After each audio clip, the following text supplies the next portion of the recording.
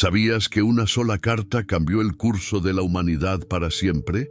En el año 57 de Cristo, desde una pequeña casa en Corinto, un hombre tomó la pluma y escribió las palabras que derrocarían imperios, transformarían civilizaciones y encenderían revoluciones espirituales durante más de 2000 años. Esta no es solo la carta a los romanos que crees conocer. Es el documento más explosivo jamás escrito, una bomba teológica que destruyó sistemas religiosos milenarios y reveló secretos divinos ocultos desde la fundación del mundo. Hoy descubrirás verdades que sacudirán tu fe y te mostrarán por qué esta carta sigue siendo la fuerza más poderosa para transformar vidas en pleno siglo XXI. ¿Estás preparado para ver lo que millones han pasado por alto? La revelación comienza ahora. El año 57 después de Cristo marcaba el momento de mayor poder del Imperio Romano.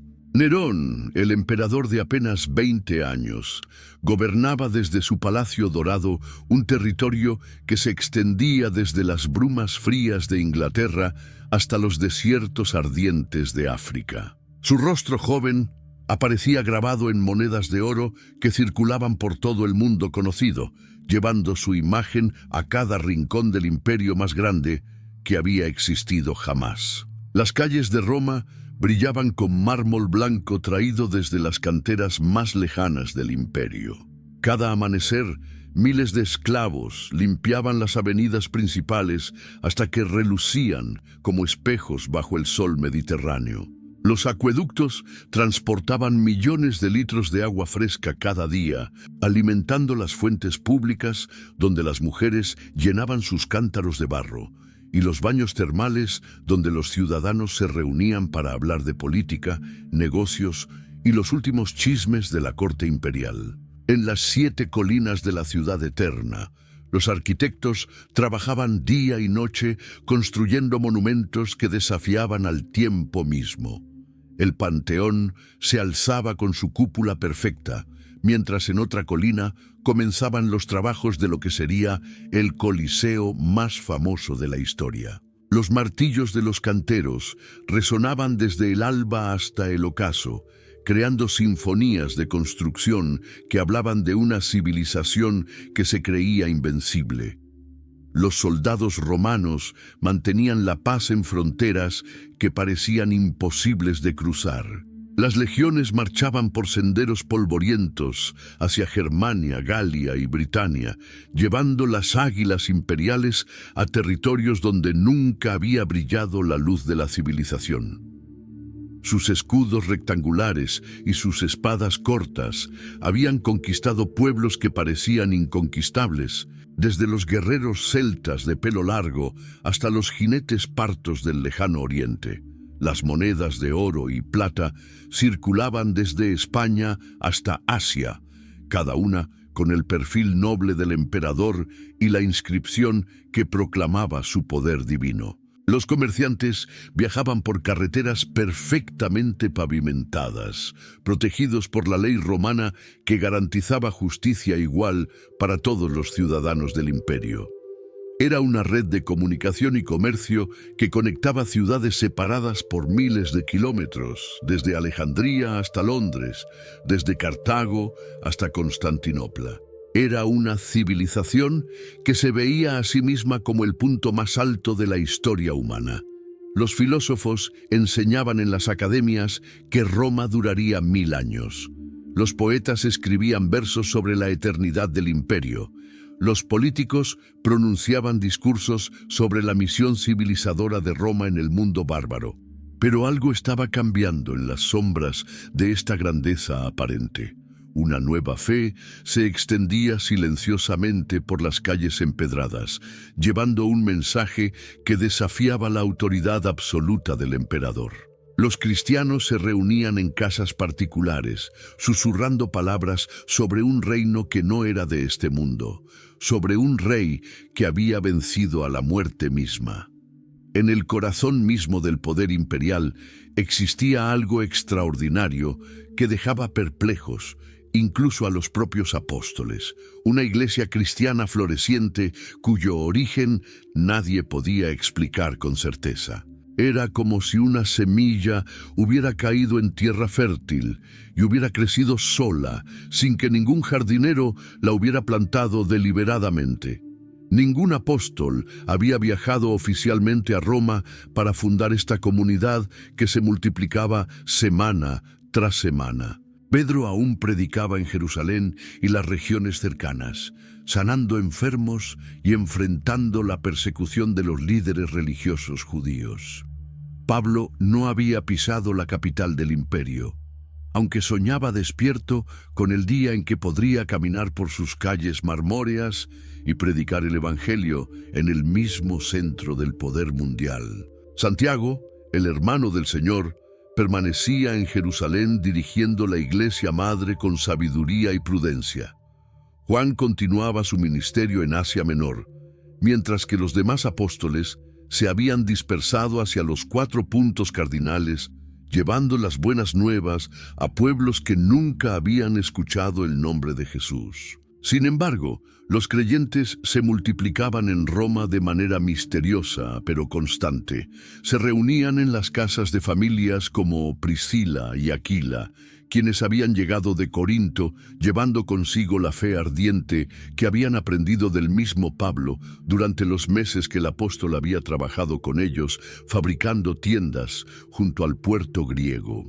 En el capítulo 16 de Romanos, Pablo saluda por nombre a más de 26 personas, demostrando que conocía íntimamente los rostros, las historias y las luchas de una comunidad que nunca había visitado. Menciona a Febe, la diaconisa de Cencrea, que probablemente llevó la carta desde Corinto hasta Roma. Habla de María, la cual ha trabajado mucho entre vosotros, y de Andrónico y Junias, mis parientes y mis compañeros de prisiones, los cuales son muy estimados entre los apóstoles y que también fueron antes que yo en Cristo. Los domingos por la mañana, antes de que el primer rayo de sol iluminara las cúpulas de los templos paganos, pequeños grupos se juntaban silenciosamente en diferentes barrios de la ciudad. Cantaban himnos en voz baja para no despertar a los vecinos, compartían el pan y el vino recordando las últimas palabras de Jesús en el aposento alto, y leían con cuidado las cartas que llegaban de otros apóstoles, copiadas a mano en pergaminos que pasaban de casa en casa. Algunos eran esclavos que servían en las casas de los senadores, limpiando mármoles y sirviendo vino en copas de oro, mientras sus corazones ardían con la esperanza de la libertad eterna. Otros eran comerciantes prósperos que habían escuchado el Evangelio en sus viajes de negocios por las rutas comerciales del Mediterráneo y que ahora usaban sus recursos para sostener a las viudas y huérfanos de la comunidad. La fe había llegado a Roma de la manera más natural y misteriosa, a través de los corazones transformados de personas comunes que no podían guardar silencio sobre lo que habían experimentado. Soldados que habían estado en Jerusalén durante la crucifixión, mercaderes que habían escuchado a Felipe predicar en Samaria, esclavos liberados que habían conocido a cristianos en Antioquía. Cada uno había traído consigo una pieza del rompecabezas del Evangelio, hasta que en Roma se había formado una imagen completa y hermosa de la salvación en Cristo. Era un milagro silencioso que crecía día a día en la ciudad más poderosa del mundo, sin trompetas ni anuncios oficiales, pero con la fuerza imparable de una verdad que no puede ser contenida. El apóstol Pablo se encontraba en Corinto durante el invierno del año 57, cuando los vientos fríos del norte hacían peligrosa la navegación y los barcos mercantes permanecían amarrados en los puertos esperando la llegada de la primavera. La ciudad griega bullía de actividad comercial terrestre mientras los capitanes de barco reparaban sus velas y los comerciantes reorganizaban sus inventarios para la próxima temporada de viajes. Pablo había alquilado una pequeña habitación en el barrio del puerto. desde donde podía escuchar el sonido constante de las olas rompiendo contra los muelles de piedra caliza. El aroma de pescado fresco y sal marina se mezclaba con el humo de las hogueras que los marineros encendían para mantenerse calientes durante las noches invernales. Era un lugar sencillo pero cómodo, perfecto para un hombre que había aprendido a encontrar contentamiento en cualquier circunstancia. Durante esos meses de espera forzosa por el clima, Pablo tomó una decisión que cambiaría la historia del cristianismo para siempre.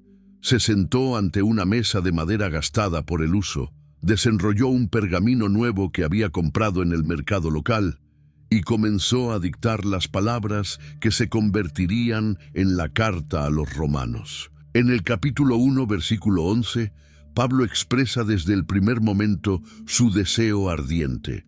Porque deseo veros para comunicaros algún don espiritual, a fin de que seáis confirmados. No eran palabras vacías de cortesía. El corazón del apóstol latía con genuina pasión por conocer personalmente a estos hermanos que amaba desde la distancia. No era una carta común llena de noticias familiares y saludos casuales. Pablo nunca había estado en Roma, pero conocía personalmente a muchos de los creyentes que vivían allí. Había trabajado codo a codo con varios de ellos en otras ciudades del imperio, compartiendo jornadas largas de fabricación de tiendas, noches de oración intensa y momentos de peligro cuando las multitudes se alzaban contra su predicación. Ahora estos hermanos queridos estaban esparcidos por todo el imperio como semillas en el viento, llevando el evangelio a lugares donde él no podía llegar personalmente.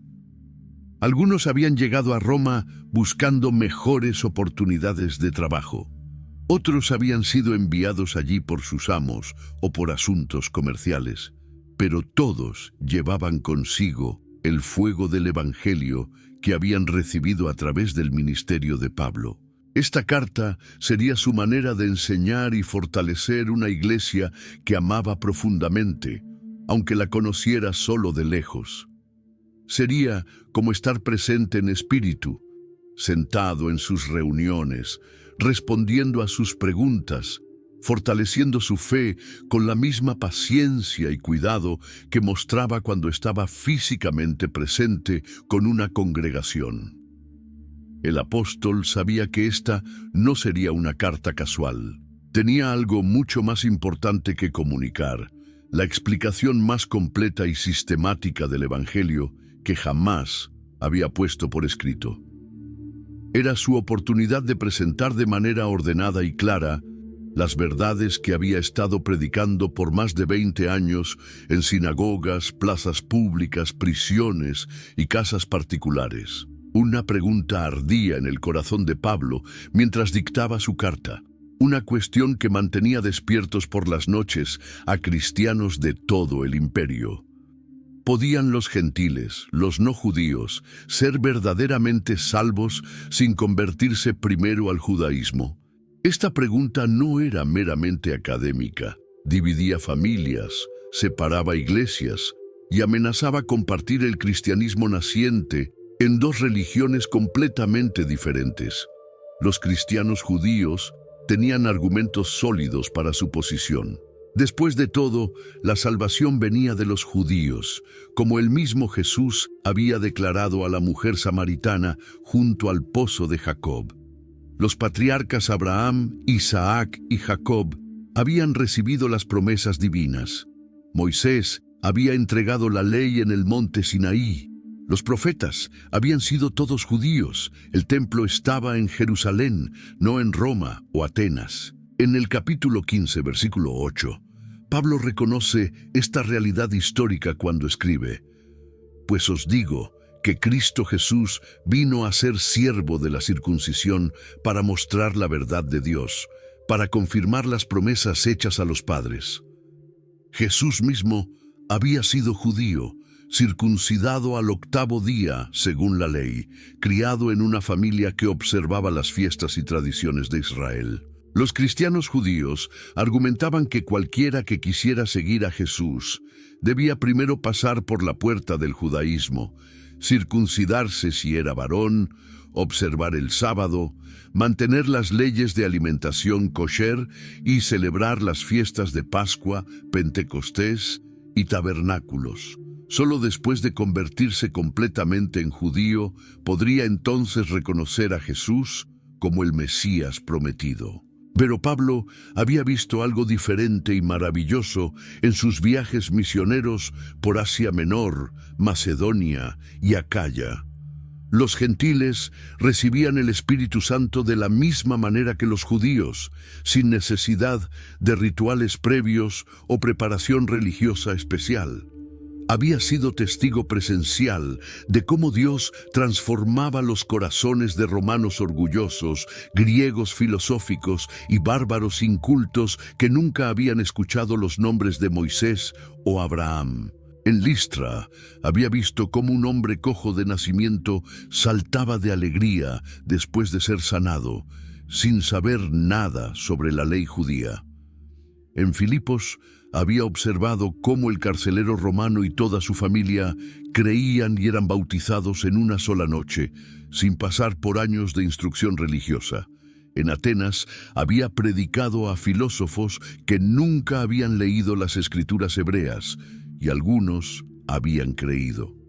Esta tensión no era solo teológica, era profundamente personal y práctica. En las iglesias mixtas de gentiles y judíos, los problemas surgían constantemente. Los cristianos judíos y gentiles comían en mesas separadas porque los judíos no podían consumir alimentos que no fueran kosher. Celebraban festivales diferentes según sus calendarios distintos.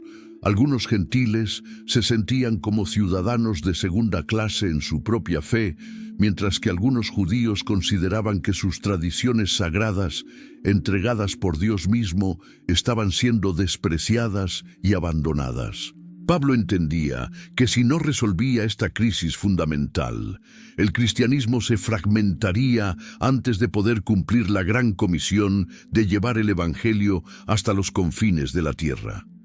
Era necesario encontrar una respuesta que honrara tanto la herencia judía del Evangelio como la universalidad del amor de Dios. Mientras Pablo dictaba su carta a los romanos en esa habitación sencilla de Corinto, tenía en mente un plan ambicioso que iba mucho más allá de la simple enseñanza teológica o el fortalecimiento pastoral.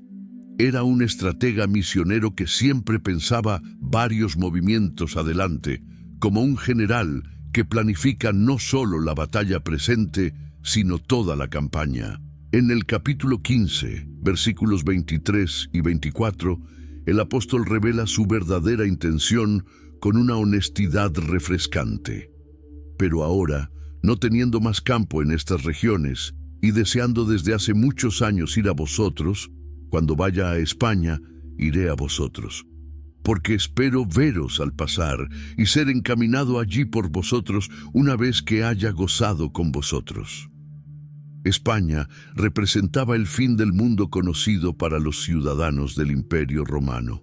Era la frontera oeste de la civilización, donde el sol se ponía cada tarde sobre un océano que parecía infinito y misterioso. Más allá de las columnas de Hércules no había nada más que agua sin fin y tal vez monstruos marinos, según creían muchos. Pablo soñaba con plantar iglesias en esas tierras lejanas, llevando el Evangelio a tribus que nunca habían escuchado hablar de Roma, mucho menos de Jerusalén. Imaginaba comunidades cristianas floreciendo en ciudades cuyos nombres aún no conocía, dirigidas por líderes locales que aprenderían a pastorear sin haber visto jamás el templo de Jerusalén. Pero Pablo era demasiado práctico para ser solo un soñador. Sabía que necesitaba apoyo logístico, financiero y humano para una misión tan arriesgada y costosa. Los viajes por mar eran caros, los intérpretes eran necesarios. Los contactos locales eran indispensables. Y todo esto requería recursos que él, como fabricante de tiendas itinerante, no podía proporcionar por sí solo. Roma era la clave de todo su plan. La iglesia de la capital tenía conexiones comerciales que se extendían por todo el Mediterráneo occidental. Tenía recursos económicos acumulados por comerciantes prósperos que habían prosperado en el centro del imperio. Tenía influencia política a través de miembros que servían en la administración imperial. Y tenía la experiencia organizacional necesaria para coordinar una misión de tal magnitud. La carta a los romanos funcionaba como una presentación personal extendida y cuidadosamente elaborada. Pablo sabía que muchos en Roma habían escuchado rumores sobre su predicación, algunos favorables que lo presentaban como un gran evangelista y otros hostiles que lo pintaban como un revolucionario peligroso que causaba disturbios por donde pasaba. Necesitaba explicar claramente su mensaje antes de llegar personalmente a la ciudad, para que cuando finalmente pisara las calles de Roma, fuera recibido como un hermano confiable y no como un extraño sospechoso. La carta sería su credencial, su carta de presentación, su manera de ganar credibilidad antes del encuentro cara a cara. Esta estrategia misionera era típica de Pablo. Siempre pensaba varios pasos adelante, usando cada oportunidad presente para abrir puertas futuras para el Evangelio, convirtiendo cada relación personal en una plataforma para alcanzar nuevas regiones con las buenas nuevas de salvación. En una línea casi perdida entre todos los saludos finales del capítulo 16, versículo 22, aparece una voz inesperada que rompe por un momento la dictado de Pablo. Yo, Tercio, que escribí la epístola, os saludo en el Señor. Detrás de cada palabra cuidadosamente formada de la carta a los romanos estaba la mano hábil y experimentada de este escriba profesional que transformaba los pensamientos ardientes de Pablo en texto permanente y legible. Tercio era mucho más que un simple copista que transcribía mecánicamente lo que escuchaba.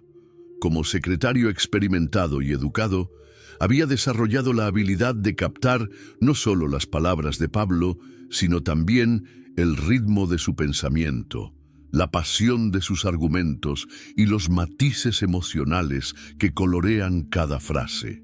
Sabía instintivamente cuándo hacer pausas para que Pablo organizara mejor sus ideas complejas, cuándo sugerir discretamente una palabra más clara para expresar un concepto difícil y cómo dar ritmo y fluidez natural a conceptos teológicos que podrían sonar demasiado académicos.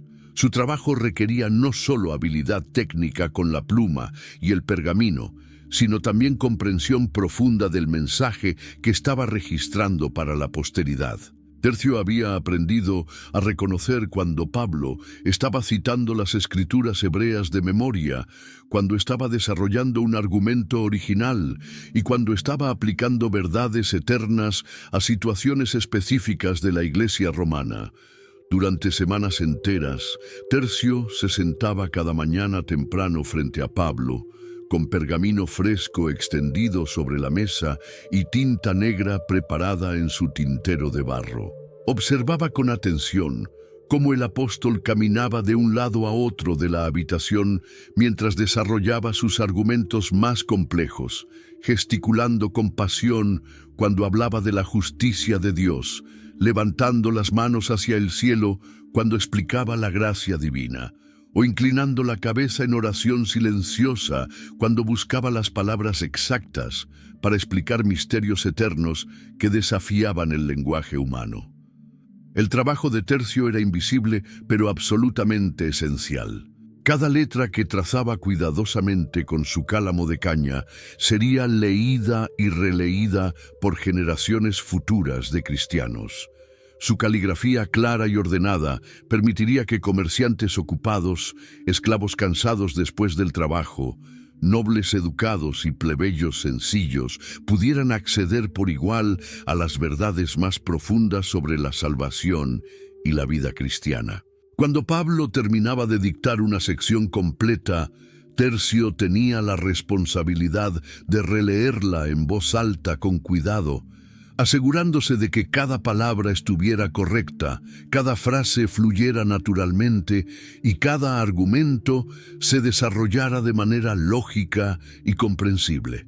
Era un proceso lento, pero absolutamente necesario, porque ambos hombres sabían que estaban produciendo algo que duraría mucho más que sus propias vidas mortales. En ese saludo personal del versículo 22, Tercio nos permite ver por un momento al hombre real detrás de la carta, recordándonos que las palabras de Pablo llegaron a nosotros a través de las manos consagradas de un hermano fiel que consideraba su trabajo como un ministerio sagrado al servicio del Evangelio.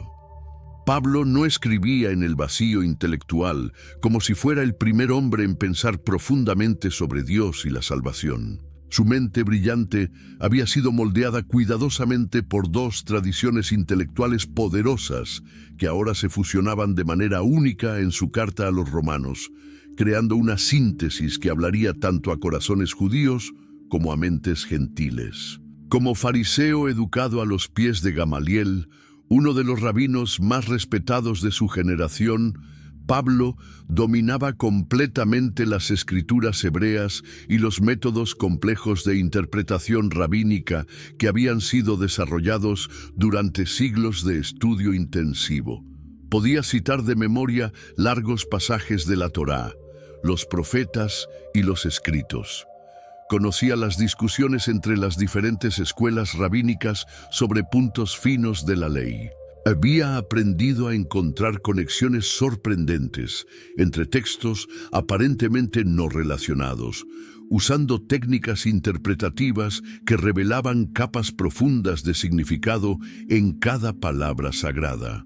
Pero como ciudadano de Tarso, una ciudad universitaria próspera del mundo griego, donde confluían estudiantes y profesores de todo el Mediterráneo oriental, Pablo también había absorbido la filosofía griega, la retórica clásica y los métodos de argumentación lógica que caracterizaban al pensamiento helenístico.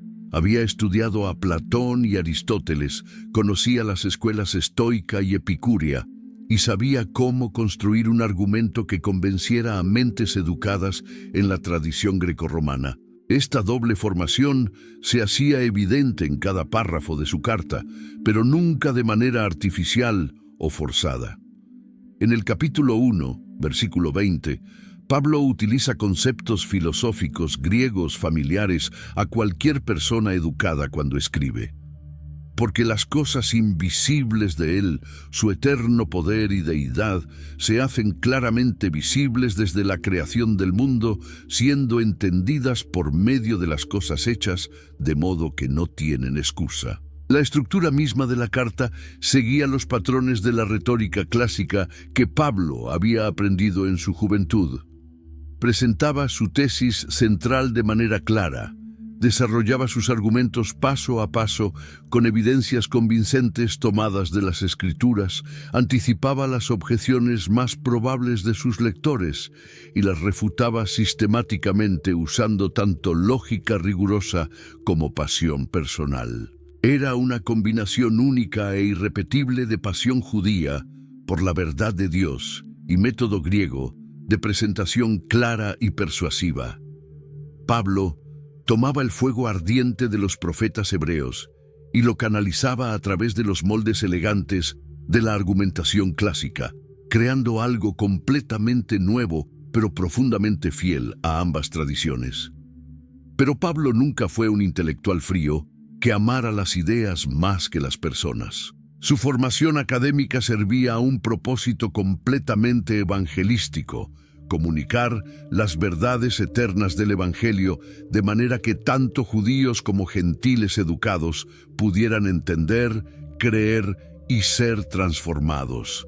Tomaba prestado vocabulario del mundo grecorromano para explicar conceptos hebreos, construyendo puentes sólidos de comprensión entre culturas que tradicionalmente se despreciaban mutuamente. Esta fusión intelectual única haría que la carta a los romanos fuera comprensible y profundamente relevante para personas de todas las culturas y niveles de educación durante los siglos siguientes, desde esclavos analfabetos hasta emperadores, desde comerciantes sencillos hasta filósofos brillantes.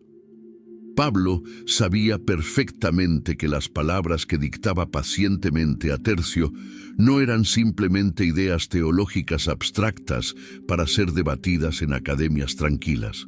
En el contexto político tenso del Imperio Romano del siglo I, enseñar sobre la igualdad fundamental entre judíos y gentiles era un acto político peligroso que podría costar vidas reales, incluyendo la suya propia y las de los cristianos romanos que recibirían su carta. Los judíos habían logrado negociar ciertos privilegios especiales con las autoridades romanas a lo largo de décadas de diplomacia cuidadosa. Estaban exentos del servicio militar obligatorio que se exigía a otros ciudadanos del imperio. Podían practicar su religión ancestral sin estar obligados a participar en los cultos imperiales que honraban al emperador como Dios. Tenían permiso para enviar dinero al templo de Jerusalén y para reunirse en sinagogas sin interferencia gubernamental. Pero estos privilegios preciosos dependían completamente de mantener su identidad como pueblo separado y distintivamente diferente del resto de la población del imperio. Si el cristianismo comenzaba a borrar las diferencias tradicionales entre judíos y gentiles, las autoridades romanas podrían fácilmente interpretar esto como una pérdida de la identidad judía que justificaba sus privilegios especiales, y podrían retirar estas protecciones legales que habían costado tanto conseguir. En el capítulo 13, versículos 1 y 2, Pablo aborda este tema delicado con el cuidado de un diplomático experimentado. Sométase toda persona a las autoridades superiores, porque no hay autoridad sino de parte de Dios, y las que hay, por Dios han sido establecidas. De modo que quien se opone a la autoridad, a lo establecido por Dios resiste, y los que resisten acarrean condenación para sí mismos. Pablo entendía la importancia de mantener buenas relaciones con el gobierno romano, pero al mismo tiempo predicaba verdades que podían ser fácilmente malinterpretadas como sediciosas.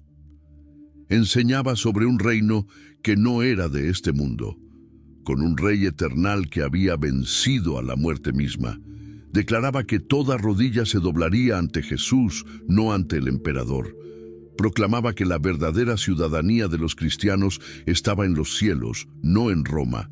Estas ideas podían ser fácilmente interpretadas como sedición o traición por oficiales romanos, desconfiados, que veían conspiraciones en cada reunión no autorizada. La lealtad suprema a Cristo podía parecer incompatible con la lealtad civil que el imperio exigía de todos sus súbditos. Los cristianos de Roma vivían constantemente bajo esta tensión peligrosa. Debían ser ciudadanos leales y responsables del imperio mientras mantenían su lealtad suprema e incuestionable a Cristo como Señor. Tenían que honrar al emperador sin adorarlo, obedecer las leyes humanas sin comprometer los mandamientos divinos, vivir en el mundo sin ser del mundo. Pablo sabía que su carta podría intensificar esta presión ya existente sobre la comunidad cristiana romana, pero consideraba que la verdad completa del Evangelio valía cualquier riesgo personal o comunitario que pudiera resultar de proclamarla con claridad y valentía. Pablo comenzó a desarrollar el corazón de su mensaje con una declaración que haría temblar los cimientos de todo sistema religioso conocido hasta ese momento. En el capítulo 1, versículo 17, dictó palabras que cambiarían la historia para siempre.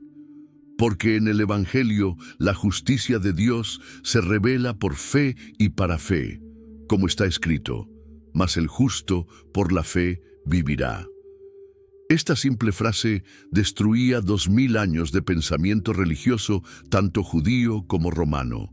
Los judíos habían construido su relación con Dios sobre un sistema complejo de obras meritorias, sacrificios diarios en el templo, observancia meticulosa del sábado, leyes dietéticas estrictas, festivales anuales, diezmos y ofrendas, circuncisión y cientos de mandamientos que regulaban cada aspecto de la vida desde el amanecer hasta el anochecer. Un judío devoto se levantaba cada mañana recitando oraciones específicas, se lavaba las manos de manera ritual antes de cada comida, evitaba ciertos alimentos considerados impuros y terminaba el día agradeciendo a Dios por haberle permitido cumplir con sus obligaciones religiosas. Era un sistema donde cada acción buena acumulaba mérito ante Dios, y cada falla requería sacrificios y penitencias para restaurar el equilibrio. Los romanos, por su parte, habían desarrollado una filosofía de virtudes donde la salvación del alma dependía del carácter moral cultivado a través de la disciplina personal y el esfuerzo constante. Un romano educado buscaba la excelencia a través del valor en la batalla, la justicia en los tribunales, la templanza en los placeres y la sabiduría en las decisiones. Creían que los dioses recompensaban a quienes vivían de acuerdo con estos ideales elevados. Pero Pablo presentaba algo completamente diferente. La justicia que Dios requería no se obtenía a través del esfuerzo humano, sino que se recibía como un regalo gratuito mediante la fe. No era algo que se ganara con trabajos religiosos o virtudes morales, sino algo que se aceptaba con las manos vacías y el corazón humilde. Esta revelación no solo era revolucionaria, era escandalosa. Implicaba que el fariseo más devoto y el gentil más virtuoso estaban en la misma posición ante Dios, necesitados de una justicia que no podían producir por sí mismos. El templo de Jerusalén, con todos sus rituales sagrados, no podía otorgar lo que solo la fe podía recibir. Las escuelas filosóficas de Atenas, con toda su sabiduría, no podían alcanzar lo que la confianza simple en Cristo proporcionaba instantáneamente. En el capítulo 3, versículos 21 y 22, Pablo explicó esta justicia divina con mayor claridad. Pero ahora, aparte de la ley, se ha manifestado la justicia de Dios, testificada por la ley y por los profetas. La justicia de Dios por medio de la fe en Jesucristo, para todos los que creen en Él. Era una justicia completamente externa al ser humano, que venía de Dios mismo y se aplicaba al creyente sin depender de sus acciones previas o posteriores. No era una mejora gradual del carácter moral, sino una declaración instantánea de inocencia ante el tribunal divino. No requería años de preparación religiosa o educación filosófica, sino un simple acto de confianza en la obra terminada de Cristo. Esta revelación destrozaba la arrogancia religiosa de quienes creían haber ganado el favor divino a través de sus propios méritos, pero al mismo tiempo ofrecía esperanza inmediata a quienes se habían dado por vencidos pensando que nunca podrían ser lo suficientemente buenos para Dios. Después de presentar la solución divina, Pablo procedió a explicar por qué esa solución era absolutamente necesaria para toda la humanidad, sin excepción. Su diagnóstico fue tan preciso como doloroso. Tanto judíos como gentiles estaban bajo el dominio del pecado y ningún grupo tenía ventaja moral sobre el otro ante los ojos de Dios.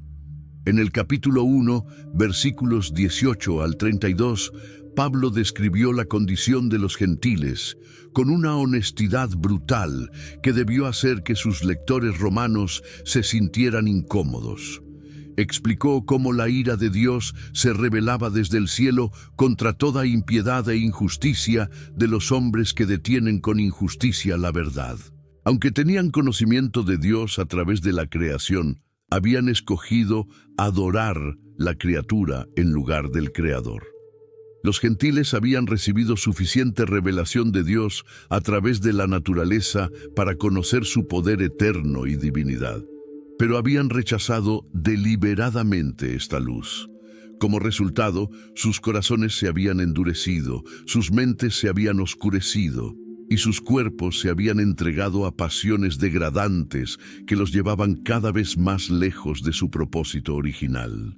Pablo enumeró una lista devastadora de pecados que caracterizaban la sociedad gentil: fornicación, malicia, avaricia, maldad, envidia, homicidios, contiendas, engaño, malignidad, murmuración, detracción, aborrecimiento a Dios, injuria, soberbia, altivez, desobediencia a los padres, falta de entendimiento, deslealtad, falta de afecto natural, implacabilidad y falta de misericordia.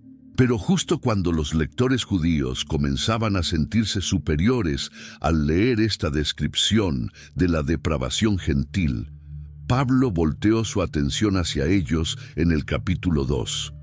Con la habilidad de un cirujano experto, cortó a través de la hipocresía religiosa y expuso la realidad de que los judíos cometían los mismos pecados que condenaban en los gentiles. En el capítulo 2, versículo 1, Pablo declaró: «Por lo cual eres inexcusable, oh hombre, quien quiera que seas tú que juzgas, pues en lo que juzgas a otro, te condenas a ti mismo, porque tú que juzgas haces lo mismo». Los judíos predicaban contra el adulterio, pero adulteraban. Enseñaban contra el robo, pero robaban. Abominaban los ídolos, pero cometían sacrilegio. La circuncisión, el sábado, las leyes dietéticas y todos los rituales que los distinguían externamente de los gentiles no habían logrado cambiar sus corazones. Por fuera parecían diferentes, pero por dentro luchaban con las mismas tentaciones, caían en los mismos pecados y necesitaban la misma gracia que los gentiles, a quienes despreciaban. En el capítulo 3, versículos 9 al 12, Pablo llegó a su conclusión devastadora pero necesaria. ¿Qué pues? ¿Somos nosotros mejores que ellos? En ninguna manera, pues ya hemos acusado a judíos y a gentiles que todos están bajo pecado. Como está escrito: no hay justo, ni aun uno, no hay quien entienda, no hay quien busque a Dios. Todos se desviaron, a una se hicieron inútiles, no hay quien haga lo bueno, no hay ni siquiera uno. Esta nivelación de la humanidad ante Dios era tanto humillante como liberadora. Humillante porque destruía toda base para el orgullo religioso o moral. Liberadora porque significaba que la salvación estaba disponible para todos por igual, sin importar su trasfondo étnico o religioso. Una vez que Pablo había establecido la necesidad universal de la justicia divina, necesitaba probar que este camino de fe no era una innovación cristiana, sino que había sido el plan de Dios desde el principio. Para esto recurrió a la figura más respetada en toda la historia judía: Abraham, el padre de la nación y el receptor de las promesas divinas. En el capítulo 4, versículo 3, Pablo citó el texto fundamental del Génesis. Porque ¿qué dice la Escritura? Creyó Abraham a Dios y le fue contado por justicia. Esta simple declaración transformaba completamente la manera de entender la historia del Antiguo Testamento. Los judíos habían enseñado durante siglos que Abraham era justo porque obedecía a Dios, porque dejó su tierra natal cuando Dios se lo pidió, porque estuvo dispuesto a sacrificar a Isaac en el monte Moriah, porque circuncidó a todos los varones de su casa. Habían convertido a Abraham en el ejemplo supremo de las obras meritorias. Pero Pablo demostró que Abraham fue declarado justo antes de hacer cualquiera de estas obras famosas. La declaración divina de su justicia ocurrió en Génesis 15, cuando Abraham simplemente creyó en la promesa de Dios de darle descendencia numerosa como las estrellas del cielo. En ese momento, Abraham no había hecho nada excepto confiar en la palabra de Dios. Más importante aún, Abraham fue declarado justo antes de ser circuncidado. En el capítulo 4, versículos 10 y 11, Pablo explicó: ¿cómo pues le fue contada?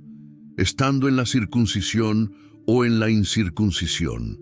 No en la circuncisión, sino en la incircuncisión. Y recibió la circuncisión como señal, como sello de la justicia de la fe que tuvo estando aún incircunciso, para que fuese padre de todos los creyentes no circuncidados, a fin de que también a ellos la fe les sea contada por justicia. Esta cronología era revolucionaria. Si Abraham había sido aceptado por Dios antes de la circuncisión, entonces la circuncisión no era un requisito para la salvación, sino simplemente una señal externa de una fe que ya existía internamente. Esto significaba que los gentiles podían ser justificados de la misma manera que Abraham, sin necesidad de convertirse primero al judaísmo. Pablo desarrolló este argumento aún más, mostrando que Abraham no era solamente el padre de los judíos, sino el padre de todos los que creen, tanto circuncisos como incircuncisos. En el capítulo 4, versículo 16, declaró: por tanto es por fe, para que sea por gracia, a fin de que la promesa sea firme para toda su descendencia, no solamente para la que es de la ley, sino también para la que es de la fe de Abraham, el cual es padre de todos nosotros. Esta reinterpretación de Abraham cambiaba todo el panorama de la historia bíblica. Ya no era la historia de cómo Dios había escogido a una nación especial basándose en su superioridad moral o religiosa, sino la historia de cómo Dios había estado obrando desde el principio para incluir a todas las naciones en su plan de salvación a través de la fe. Abraham se convertía así en el prototipo del creyente, el ejemplo que todos podían seguir, independientemente de su origen étnico o trasfondo religioso. Su fe simple pero profunda en las promesas de Dios se volvía el modelo para toda la humanidad. Pablo sabía que para explicar completamente el alcance de la obra de Cristo, necesitaba ir más atrás en la historia que Abraham, hasta los mismos orígenes de la humanidad. En el capítulo 5 desarrolló una de las enseñanzas más profundas de toda la Biblia, la comparación entre Adán y Cristo como representantes de toda la raza humana. En el capítulo 5, versículo 12, Pablo introdujo este concepto cósmico. Por tanto, como el pecado entró en el mundo por un hombre y por el pecado la muerte, así la muerte pasó a todos los hombres por cuanto todos pecaron. Con estas palabras, Pablo explicaba por qué todos los seres humanos nacen con una tendencia hacia el pecado y eventualmente mueren físicamente. Adán no había sido simplemente el primer hombre cronológicamente. Había sido el representante de toda la humanidad ante Dios. Cuando él desobedeció en el jardín del Edén, su acción tuvo consecuencias que se extendieron a todos sus descendientes. Su rebelión introdujo una corrupción fundamental en la naturaleza humana que se transmitió de generación en generación como una herencia trágica. Pero Pablo no se detuvo en el diagnóstico sombrío. En los versículos siguientes desarrolló el contraste glorioso entre el primer Adán y el segundo Adán, Jesucristo. Si un hombre había traído condenación a la raza humana, otro hombre podía traer salvación. Si la desobediencia de uno había resultado en muerte para todos, la obediencia de otro podía resultar en vida para todos. En el capítulo 5, versículos 15 al 17, Pablo explicó: pero el don no fue como la transgresión, porque si por la transgresión de aquel uno murieron los muchos, abundaron mucho más para los muchos la gracia y el don de Dios por la gracia de un hombre, Jesucristo.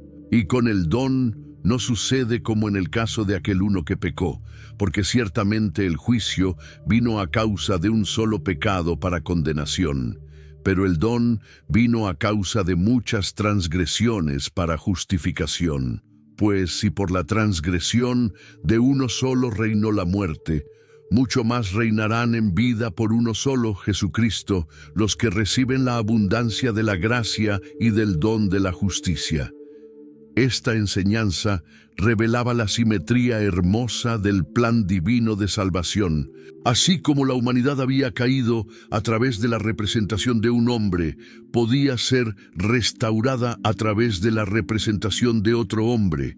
Pero Pablo enfatizó que la obra de Cristo era aún más poderosa que la obra de Adán. Donde abundó el pecado, sobreabundó la gracia. La tipología de Adán y Cristo explicaba por qué la salvación tenía que venir a través de un ser humano. Solo un hombre podía representar a la humanidad ante Dios. Solo alguien de nuestra propia especie podía actuar como nuestro sustituto. Pero tenía que ser un hombre perfecto, sin la corrupción heredada de Adán, para poder ofrecer la obediencia perfecta que Adán había fallado en dar. En el capítulo 5, versículos 18 y 19, Pablo resumió toda la historia humana en términos de estos dos representantes. Así que, como por la transgresión de uno vino la condenación a todos los hombres, de la misma manera por la justicia de uno vino a todos los hombres la justificación de vida. Porque así como por la desobediencia de un hombre los muchos fueron constituidos pecadores, así también por la obediencia de uno los muchos serán constituidos justos. Esta perspectiva cósmica daba significado universal a la obra de Cristo. No era simplemente un evento local en la historia de Israel, sino el punto de inflexión de toda la historia humana. Después de explicar la justificación por fe y la representación de Cristo, Pablo enfrentó una pregunta que debía estar atormentando a muchos creyentes. Si habían sido librados del pecado, ¿por qué todavía luchaban con pensamientos y deseos malvados?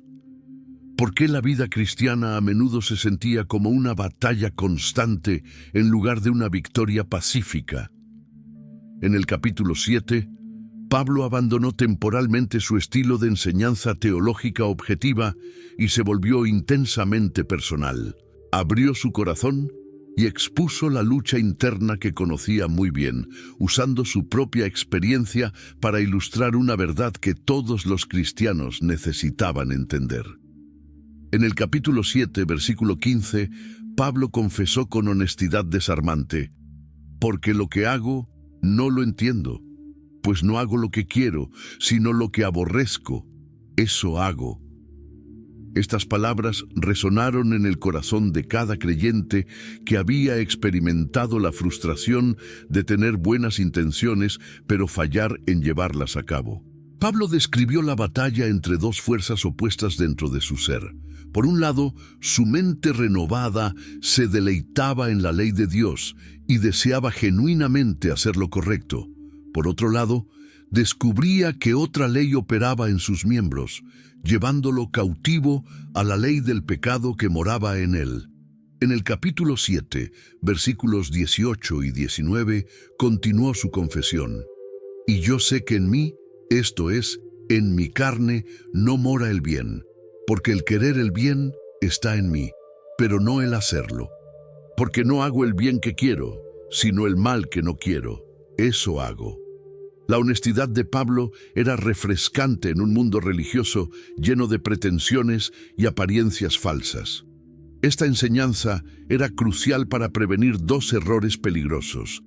Primero, protegía a los creyentes del perfeccionismo legalista que los llevaría a la desesperación cuando fallaran en alcanzar la perfección instantánea. Segundo, los protegía del antinomianismo, que usaría la gracia como excusa para pecar deliberadamente. Pablo mostraba que el creyente vive en una tensión real entre lo que es posicionalmente ante Dios, justificado y santo, y lo que experimenta prácticamente en la vida diaria, la lucha contra el pecado que aún mora en la carne. Esta tensión no indica que la salvación sea incompleta, sino que vivimos en el período intermedio entre la justificación inicial y la glorificación final. En el capítulo 7, versículo 24, Pablo gritó la angustia que todo creyente honesto ha sentido. Miserable de mí, ¿quién me librará de este cuerpo de muerte? Era el clamor desesperado de alguien que había descubierto que la salvación no eliminaba inmediatamente todos los problemas internos, sino que a menudo los intensificaba al hacer que el creyente fuera más consciente de su necesidad continua de la gracia divina. Pero Pablo no terminó en desesperación. En el versículo 25 proclamó la respuesta que transformaría su perspectiva y la de sus lectores. Gracias doy a Dios por Jesucristo Señor nuestro. La liberación no vendría a través del esfuerzo propio, sino a través de Cristo, quien no solo justificaba, sino que también santificaba progresivamente a sus seguidores. Después de exponer la lucha interna del capítulo 7, Pablo se apresuró a mostrar que la historia cristiana no terminaba en frustración y derrota. El capítulo 8 abrió con una de las declaraciones más liberadoras de toda la Biblia, trayendo esperanza y victoria a quienes habían estado luchando con la realidad del pecado que aún moraba en ellos. En el capítulo 8, versículo 1, Pablo proclamó: Ahora pues, ninguna condenación hay para los que están en Cristo Jesús, los que no andan conforme a la carne, sino conforme al Espíritu. Estas palabras eran como agua fresca para almas sedientas que habían estado viviendo bajo el peso de la culpa y la autocondenación. La ausencia de condenación no significaba que el pecado fuera ignorado o minimizado, sino que había sido completamente tratado en la cruz de Cristo. Los creyentes ya no vivían bajo la amenaza constante del juicio divino, sino bajo la seguridad permanente del amor y la aceptación de Dios. Pero Pablo no se conformó con hablar solo de libertad de la condenación. En los versículos siguientes, explicó cómo el Espíritu Santo proporcionaba el poder para una vida transformada que el capítulo 7 había mostrado que era imposible lograr por esfuerzo propio. En el capítulo 8, versículo 2, Pablo explicó la dinámica de esta nueva vida. Porque la ley del Espíritu de vida en Cristo Jesús me ha librado de la ley del pecado y de la muerte. El Espíritu Santo no era simplemente una influencia externa que ayudaba ocasionalmente, sino una nueva ley interna que operaba con poder constante en la vida del creyente. Esta ley del Espíritu era más poderosa que la ley del pecado, porque provenía de una fuente superior. Así como la ley de la gravedad puede ser superada por la ley de la aerodinámica cuando un avión vuela, la ley del pecado podía ser superada por la ley del Espíritu cuando el creyente caminaba en dependencia del poder divino. En el capítulo 8, versículos 5 y 6, Pablo contrastó dos maneras de vivir, porque los que son de la carne piensan en las cosas de la carne, pero los que son del Espíritu en las cosas del Espíritu, porque el ocuparse de la carne es muerte, pero el ocuparse del Espíritu es vida y paz.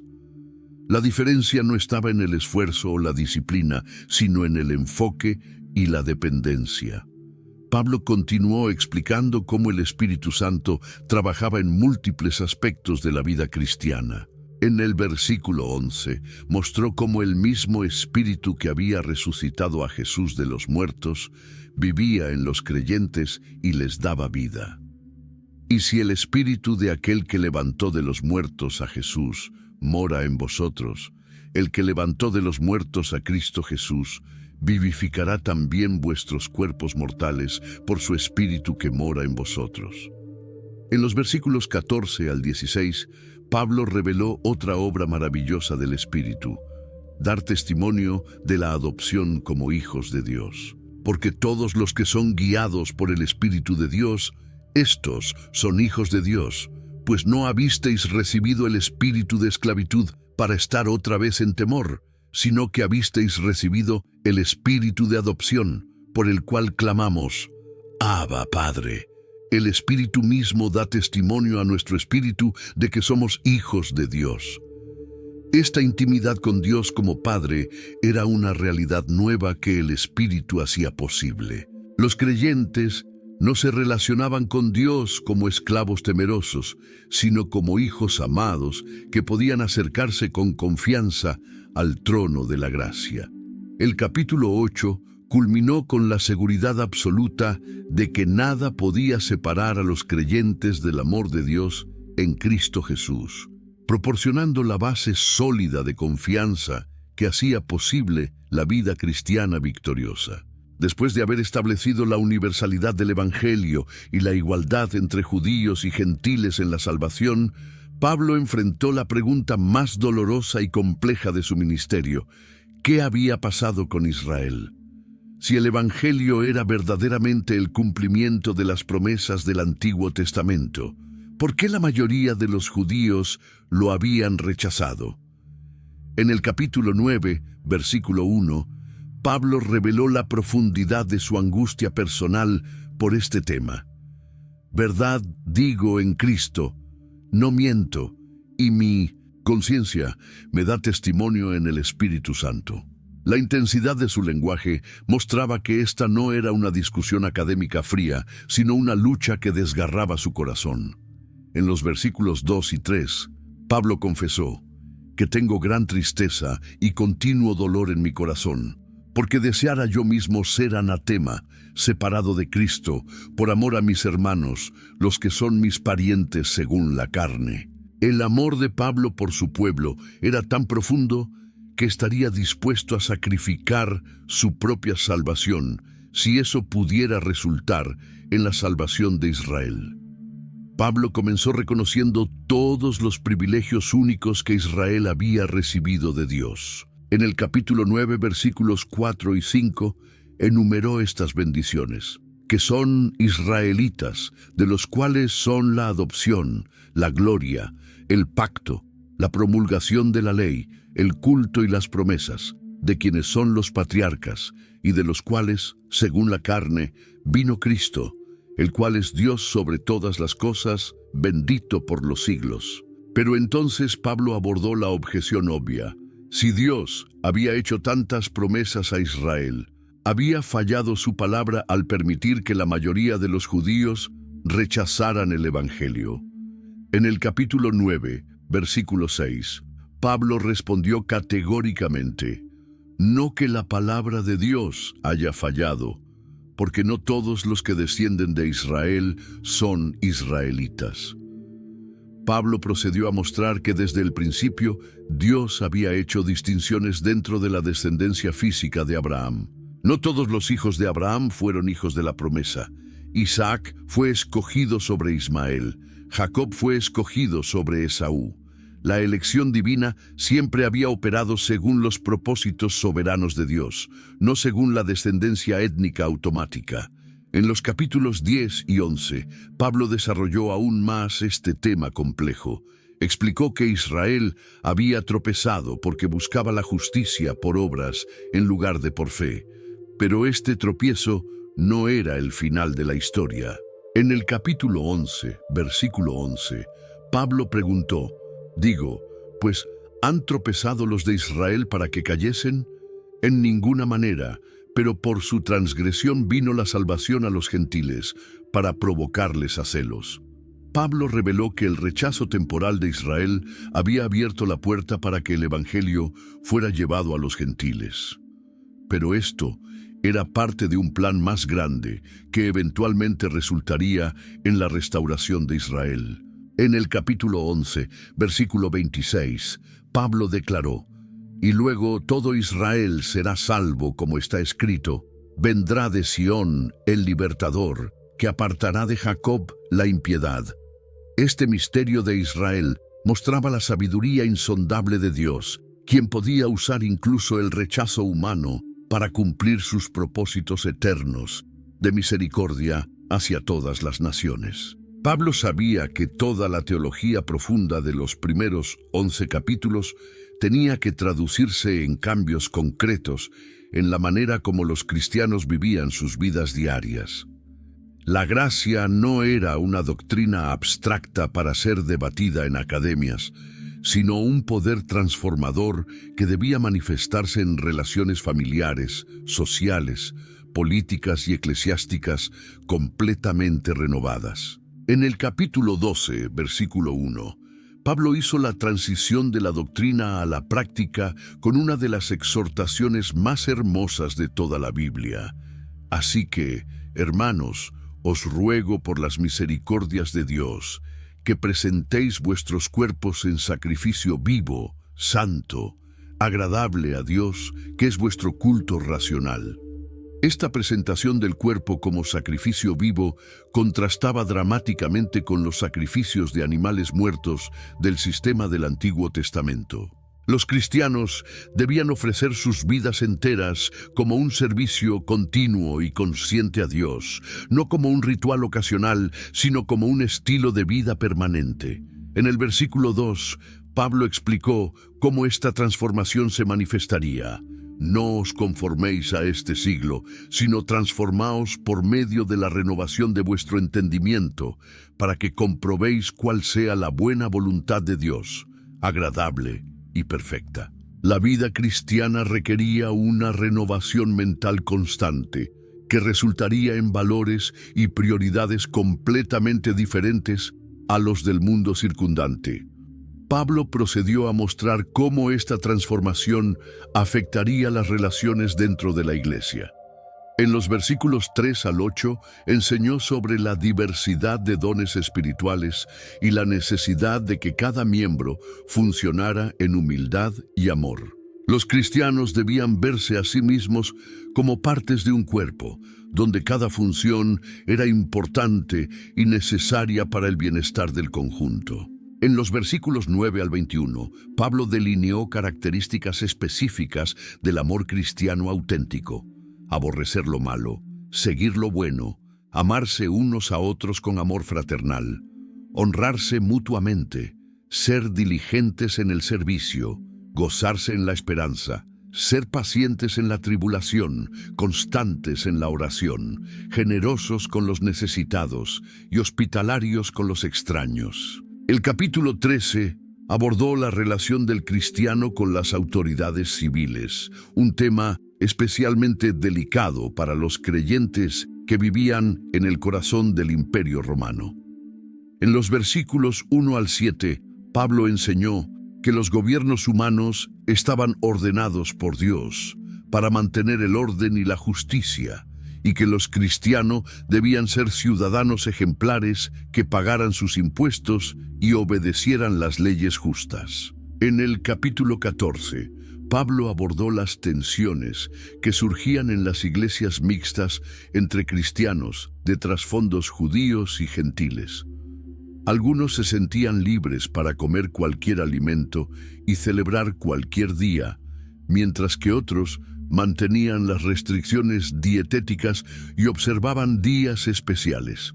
Pablo enseñó que estas diferencias no debían dividir la iglesia, sino que cada uno debía actuar según su conciencia mientras respetaba las convicciones de otros. En el capítulo 15, Pablo mostró cómo Cristo mismo era el ejemplo supremo de alguien que no se agradó a sí mismo, sino que llevó los reproches de otros. En el versículo 3 citó las Escrituras: porque ni aun Cristo se agradó a sí mismo. Antes bien, como está escrito, los vituperios de los que te vituperaban cayeron sobre mí. Este ejemplo de Cristo proporcionaba el modelo para todas las relaciones cristianas. Los fuertes en la fe debían soportar las flaquezas de los débiles, buscando la edificación mutua en lugar de su propia comodidad. Los judíos cristianos debían recibir a los gentiles cristianos como Cristo los había recibido a ellos, para gloria de Dios. En el capítulo 16, Pablo concluyó su carta con saludos personales que demostraban cómo la teología se había traducido en relaciones reales. Mencionó por nombre a hombres y mujeres, judíos y gentiles, esclavos y libres, todos unidos en Cristo a pesar de sus diferencias culturales y sociales. La carta terminaba donde había comenzado: con la proclamación del Evangelio que tenía poder para transformar vidas individuales y comunidades enteras. Pablo había mostrado que cuando la gracia de Dios realmente penetra un corazón, no puede contenerse, sino que se derrama en amor práctico hacia otros, creando una nueva humanidad que trasciende todas las barreras que dividen al mundo. Si este viaje por Romanos te ha impactado tanto como a mí, no te lo quedes para ti solo. Hay millones de personas que necesitan conocer estas verdades que hemos descubierto juntos. Comparte este video con tu familia, tus amigos, en tus redes sociales. Ayúdanos a llevar el mensaje de Pablo hasta los confines de la tierra, tal como él soñaba. Y si quieres seguir descubriendo los secretos ocultos de la Biblia, suscríbete ahora mismo y activa la campanita de notificaciones. Cada semana traemos nuevas historias bíblicas que te van a sorprender y transformar. Tu suscripción nos ayuda a seguir creando contenido que cambia vidas. Nos vemos en el próximo video, donde seguiremos desentrañando los misterios más fascinantes de las Escrituras.